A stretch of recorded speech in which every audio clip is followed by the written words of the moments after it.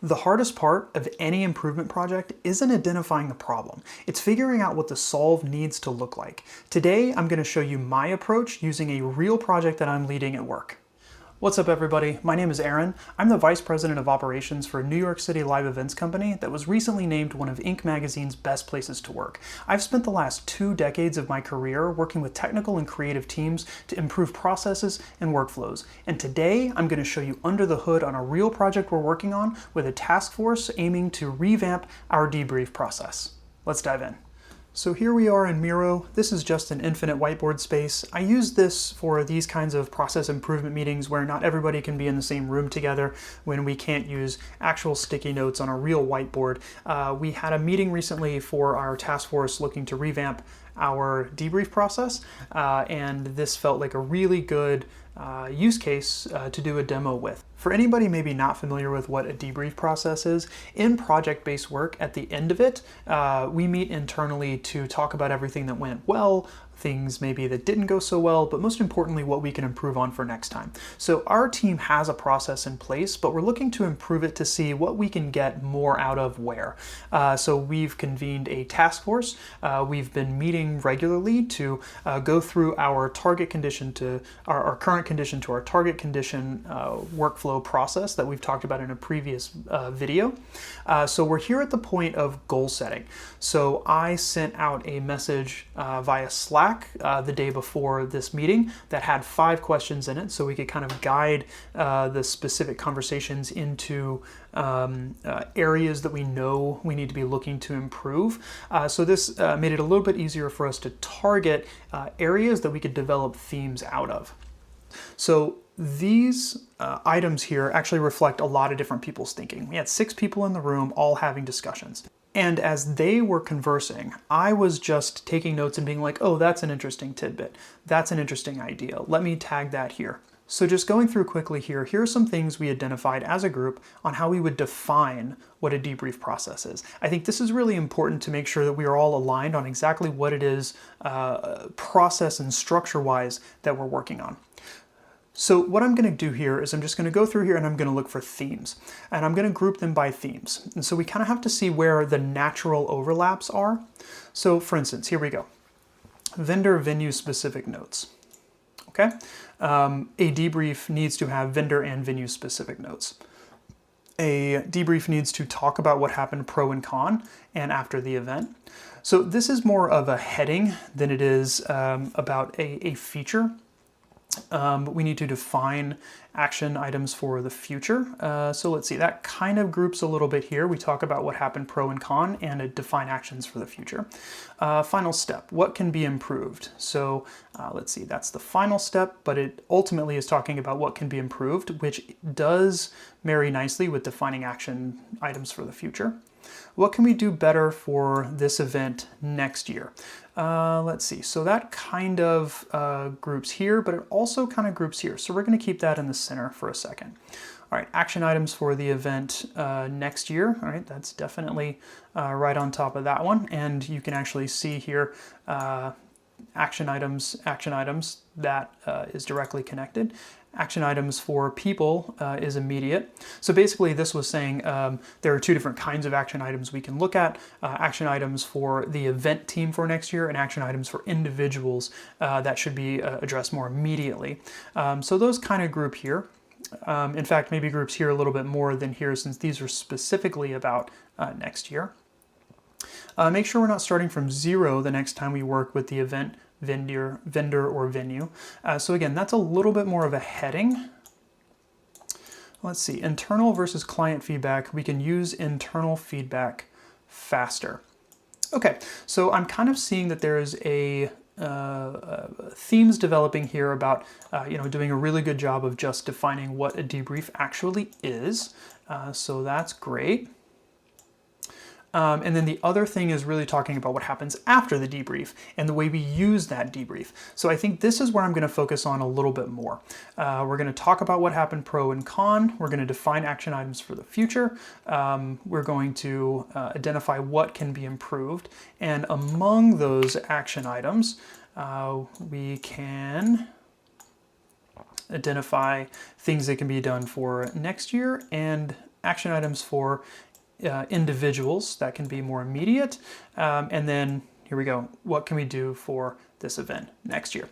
So you can see we've already identified a few different themes here, even just in this one conversation. You can see that one of the things that this team is already thinking about in terms of what a debrief is, that's going to guide the rest of this conversation, is about what can be improved after the event based on what we discuss in the debrief. So I think that's a really interesting tidbit. Okay, moving on to the next one. What are the biggest opportunities for learning during and after an event? Okay, starting from the top here. Tactical operations level stuff, event specific. And this is, okay, this actually should have been here because this is the same thing from this person. So basically saying that there was the tactical level stuff, operations level stuff, event specific stuff, which is the actual process, the nitty gritty of how things get done. And then there's the strategy level stuff, which is the thinking about how we approach these different things. So this person already identified sort of two vectors, two directions that we can go with these big opportunities. So it's interesting to call that out, but these basically end up working as our two headings. So I don't know that this is exactly where we're going to end up for our groupings, but it's an interesting sort of starting place here. All right, learnings that impact broader operations, docs, admin, finance, process, company-wide. Well, that's right in here to the tactical and operations level stuff, so we'll put that there for right now. Receiving feedback from our vendors about the way we worked with them. Okay, so that's really interesting. So that is saying that we want to ask our vendors to provide us feedback about both our processes and about some of the strategy level stuff. So we're going to put that kind of right in the middle here for right now. We'll see where that ends up. Can we tie this to our weekly cadence, weekly reset, take the opportunity, or it's missed within a week? This is a reference to what we refer to internally as the weekly cadence. It's a little bit outside of the scope of this conversation, of this video, but what I'll say about this is we tie everything that we do into 1 week cycles. So the way we approach our work is based on a weekly work back and weekly cadence of work product that we're presenting to our client. So basically this is saying, are there opportunities at each of those weeks to have sort of micro debriefs versus waiting until the very end to have a very big debrief long after the opportunity for improvement has passed. That's a really interesting one, but I think we're going to set that off to the side for a second and see if there are other ways where it ties back in. Quick feedback so it can be utilized sooner than later. That actually groups right along with that one, interestingly enough. How do we plan for feedback as we go so things don't wait till debrief? All right, right back there. That's interesting. Assessing how we are using the tools and processes we have agreed to use.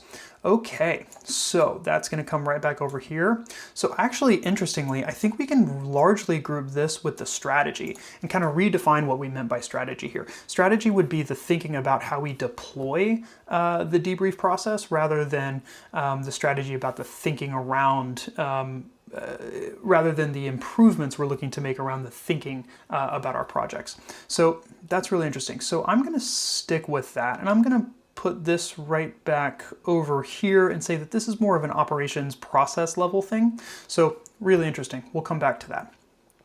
Okay, next. What are the most important things to document for the next year if the event will be exactly the same? Okay, step by step of the on-site event and discussing each day in detail. Yep, we need to document everything that happened during the event day in detail. That's really interesting. So yeah, if that makes sense, if it's going to be exactly the same again next year, then documenting any of the small micro changes that would have happened on site that we didn't necessarily plan for would be good information to have for next year. Similarly, each day by each venue, documenting the steps each day by each venue. Yep, that makes sense. Biggest challenges and the solutions that worked and didn't. Okay, that makes sense. Let's see, we'll come back to that. It's a little broad. Learnings about communication. I mean, this is fantastic. I think one of the biggest things that we struggle with in terms of improving every single time is making sure that our internal communications are getting better, both in terms of platforms and in terms of the way that we communicate, but also every time we go into a new project, we're relearning how our clients like to communicate. So when we are repeating the same event and everything is going to be the same next year, documenting those learnings of how the client likes to communicate and likes to be communicated with is actually a really important place for us to focus. It's a really good way for us to know, hey, we're going to do better next time, and we're going to be perceived as doing better next time by making our clients' experience with working with us that much better through our communication. So that's a really important one right there. Okay, vendor debriefs. This kind of actually touches back on what we said right here. So I'm going to actually connect these, and we may come back and see that, you know, we're developing some ideas sort of across categories here. But I'm going to leave that down here for right now. Okay, connecting with local vendors to make sure they had what they needed. Yep, that also fits right in this same grouping here. Okay, client and the politics there. It didn't say it here on the sticky note itself, but as I just explained about communication, that's going to be really important right here. Understanding, you know, we call it the politics, but understanding the hierarchy and who is in charge of what on the client side is going to be really important for us to understand. Learnings about attendees. So at the end of the day, you know, this is a little specific to events, but understanding about who our attendees are, anything that we weren't able to identify in the road leading up to this is going to give us a lot of new information about how to handle things like arrivals, F&B, maybe even some of the creative pieces, what maybe they are looking for in terms of lounge and networking opportunities. I think documenting anything that we didn't know coming in to make sure that we are better able to serve the attendees ends up making both our clients look better and us look better. So that's another really important one. I'm going to put that right at the top here. Okay, R&Rs, this is roles and responsibilities. This is essentially how well we divided up the bank of work to make sure that everybody had not only their own things to own, but making sure that every piece of the project as a whole was covered, and there was a good amount of overlap for coverage when you know, somebody had to step away or somebody else needed to be involved. Okay, I'm not sure where I'm gonna put that yet. Let's see. That might fit under communication. We're gonna leave that just a second. All right, budgeting, overages, unexpected costs. This is getting into the real nitty-gritty stuff here. So this is, you know, going back to this level stuff that's more tactical than strategy. A lot of this stuff has been more strategy stuff. So we are going to, let's see, I don't know, it might fit here just in terms of a tactical view, but it doesn't really fit with the documentation of the on-site process stuff. So I'm not sure. Let's see. This one is actually a little harder to group by. We'll get back here. We'll get back to that here. Okay, timeline reality, was it realistic? Okay, yep, work back schedule. Did we account for the amount of time that we actually needed to do the volume of work? Staffing, I think that goes right back here. Obviously, it's not a linear relationship, but certainly having enough staffing to meet the demands of the timeline would be really important. And you know what? That actually fits really cozy with R&Rs here. So let's see, what else can we do here? We'll group this here because I think this generally is about learning to work better, both internally and with our client partners and the attendees. I think this is just sort of a big heading here that we'll leave floating. Let's see, this one. This one will group over here. It's not a perfect fit, but this really is more about our internal process stuff now. It's interesting. You can kind of see that even one addition here kind of changes the way that I'm framing things in my mind. You know, without this, this is very specific to the process of getting to there. And now this is adding in sort of a bigger angle on just our processes and our workflow generally. Let's see, let's look here again. This is documentation. This is communication and learning. This is sort of a heading piece here, and this is about the individual processes. Okay, great. So what we're saying here is the most important things to document for the exact same event happening next year is everything that happened on site with each of our venues. It's documenting everything that we learned about communication, the client, how they like to work, and our attendees. We're looking to document everything about the specific vendors that serviced that event to make sure that we were doing everything we needed to set them up for success. And then just generally all of the processes that we found success with and anywhere that we didn't quite hit the mark to make sure that the process piece is better for next year. A little bit wider in terms of the groupings on this one, but I can start to paint a picture a little bit here. All right, moving on to the next one. What are the most important things to document if this is the only time any part of this event will ever happen? Okay, the most important things to document for one-offs. First, our pre-pro process. This is great because it obviously makes sense that if we aren't having to document as much about the specific realities of the venue and the vendors, the attendees at this specific event, then we're focusing more on what's happening before we get to the event day. So pre-production, everything leading up to the on-site execution. Staffing structure, making sure, similarly, we could actually, I maybe should have put these next to each other because we'll be able to draw a lot of lines between these areas, which makes sense because they're talking about very similar things.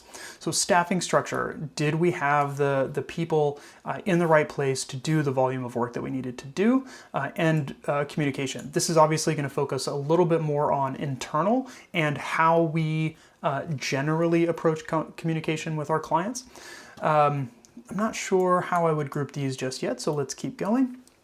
Exact vendors that we used. Look, makes sense, right? If we're doing, we're a New York City-based company, if we're working in Miami and we tried a new floral vendor, knowing that they were great, knowing that we needed to improve our communication with them, anything like that, makes sense because it allows us to update our internal documentation about that vendor.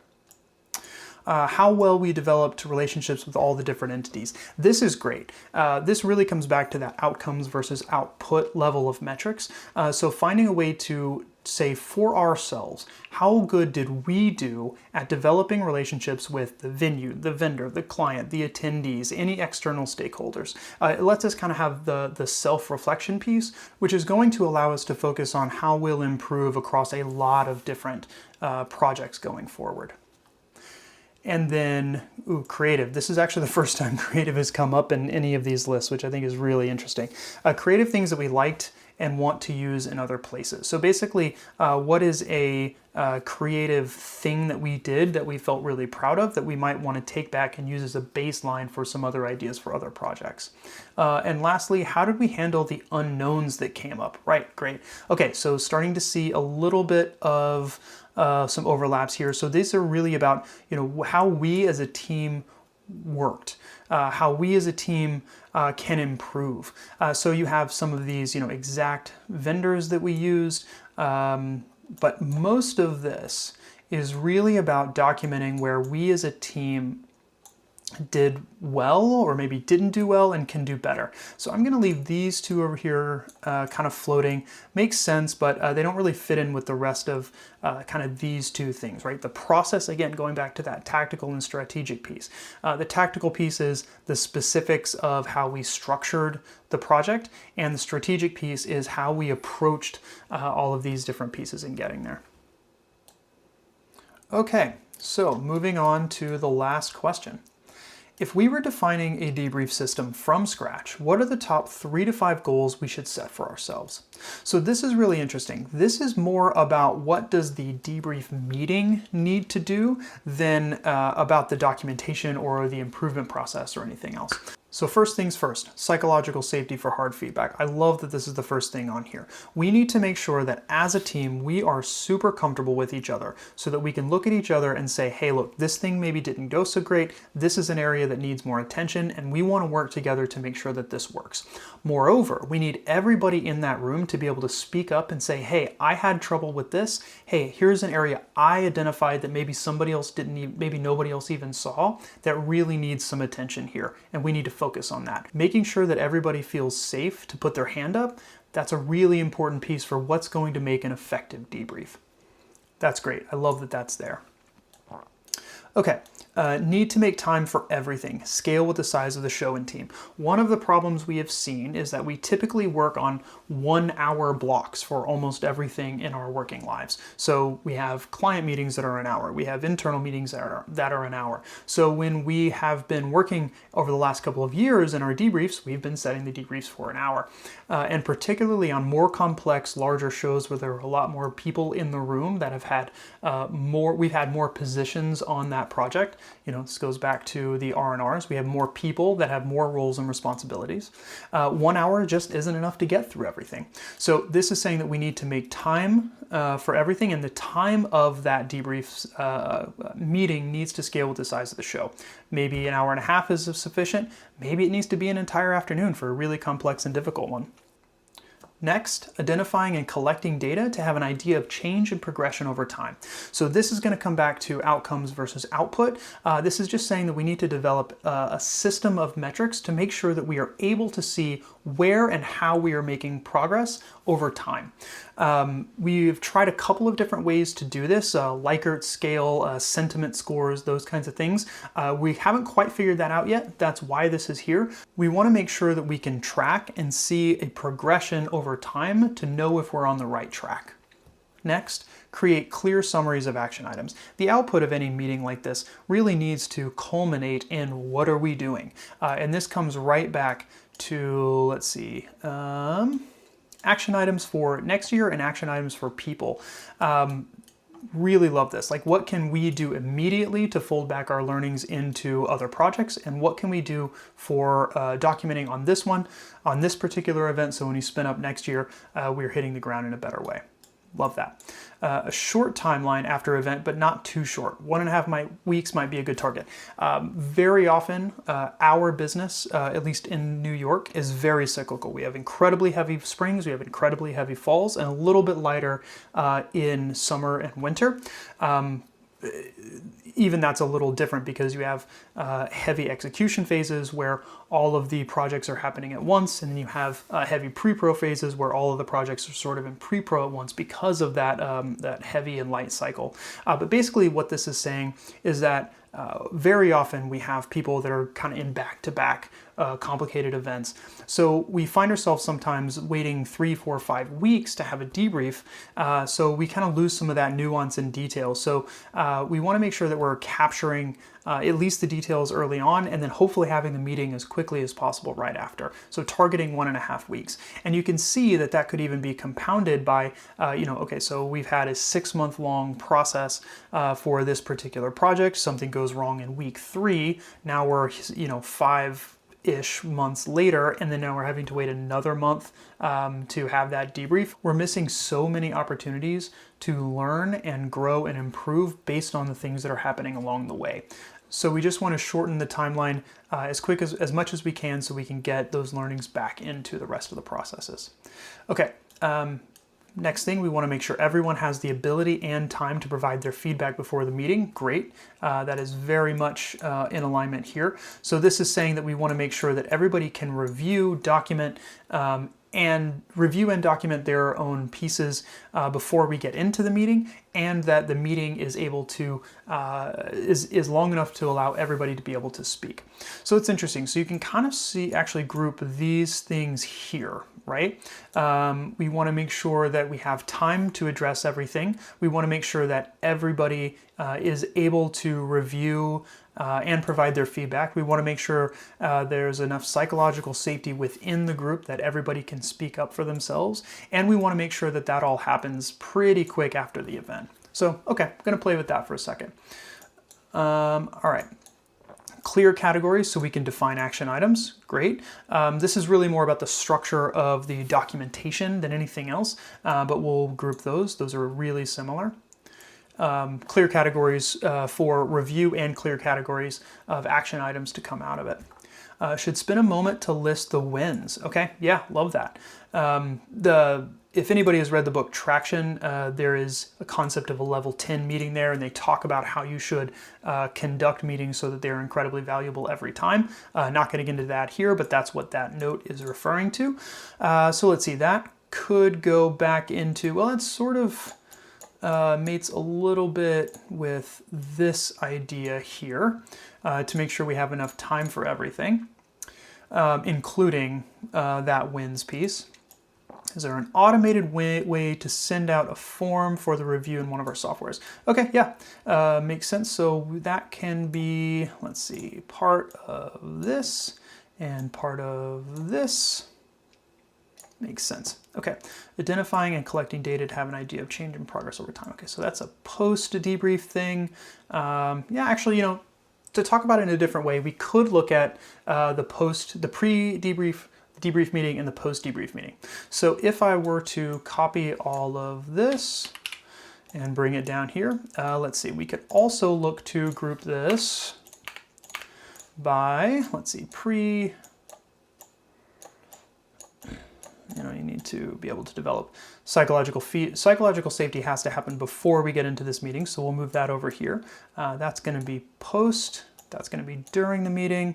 That is pre-meeting. Let's see, this is during the meeting, and during the meeting. So look, you could also group these with a time dimension here. So this is, you know, pre-meeting, all the things that we need to do to make sure that we go into the meeting successfully. These are all the things that need to happen in the meeting, and these are the things that we want to make sure we're coming out of that meeting able to do. So yeah, two different options there. Just wanted to give you guys a view of, you don't have to go with your first reactions here. I'm just trying to get through this pretty quickly, but there are going to be a lot of different ways to group these things by different kinds of categories and kinds of themes. All right, so last thing, while we were having this conversation, everybody was watching some of this in real time, and I was doing a little bit of calling out some of the themes that I was noticing as we were going. So at the end of it, I asked everybody to identify for themselves what they saw as the commonalities, the common themes that were popping up for each of them. So this is sort of a live reaction for each of them. This isn't going to really lean itself as much to the grouping because it's already each individual sort of synthesizing the information that they were hearing. But I think it's a really interesting thing to look at in this format. So group identified themes. We as a group identified that we needed the form and meeting and documentation piece to have an intuitive format. You know, it needed to be easy for people to log their learnings. It needed to be able to capture all the things for the vendors and venues. It needed to be able to account for lots of different kinds of strategic and tactical things. But it needed to be easy because people were going to be very busy in the time frame where we're getting the debrief ready to go, particularly in those really heavy execution periods. Again, cyclical nature of our business. So we want to make sure that if people are very busy right after a project and we want to have our target for debrief be just 1.5 weeks, we got to make sure that this format is able to be engaged with quickly, easily, and collect everything that we need. Time enough for having the meeting. That clearly was something that came up a lot in the top 3 to 5 goals section. We want to make sure that we have enough time to have the full discussions. Identifying main challenges. We want to have a ability in this conversation to identify what those main challenges are and where we can improve. So, you know, you can see how these things group, and you can see how that directly relates to action items here, action items here. Everybody was really interested in coming out of this with clear understanding of what we're doing to improve after this. Okay, visibility. Where does it live? This is a really important piece. The output of all of this is documentation, and we need it to live in a place where the team for next year is able to access it and utilize it in a real way, but it also needs to get back into a place where anybody researching venues, vendors, clients, event archetypes is able to go in and pull some of the learnings and understandings that came out of these. Okay, how do we share it back to the company at large? That actually really ties closely to this piece because it's not only about where does the information live for the team for next year on that individual project, but we also need to have a way to reabsorb all those learnings and process improvements and innovations that the team made into the rest of the company's processes on their individual projects. That's a really important piece. You can probably hear the dogs. All right. Bi-directional vendor feedback. So this is vendor feedback and venue feedback is something that came up over and over again here. And this is about making sure that not only are we getting feedback from our vendors, but making sure that we're working with them to give them feedback as well. The main point here is we really want to make sure that we are being better partners. We want to develop better partnerships with the vendors so that we can provide an overall better experience to our clients and to our attendees. And at the end of the day, the vendors are the ones that are bringing in a lot of the specific points of interaction. The food, the beverage, the florals, photo booths, moments of engagement, photo moments, those kinds of things, scenic, are really important. All right, summary and how to extract specific info from it. That's gonna fit right over here into the format. Where does it live? How do other people learn from our learnings? There's actually an interesting tie here as well in being able to identify the challenges and the action items that we're coming out of, the action items that we are improving coming out of this debrief process. So that's an interesting tie as well. Okay, so these are format. Yeah, okay, so that makes sense to me. So these are format for the documentation and the meeting itself. These are about what the debrief outcomes, the debrief outputs are needing to do, and here are some specifics about that. So you can kind of see a funnel here a little bit of going through where we're grouping all of the different one-shot ideas that people had in the under the framework of each of these questions. And as we're developing those groupings, we're kind of pulling out themes and goals as we go. And then when we asked everybody to really identify them, we're actually able to see in real time the things that resonated for people the most.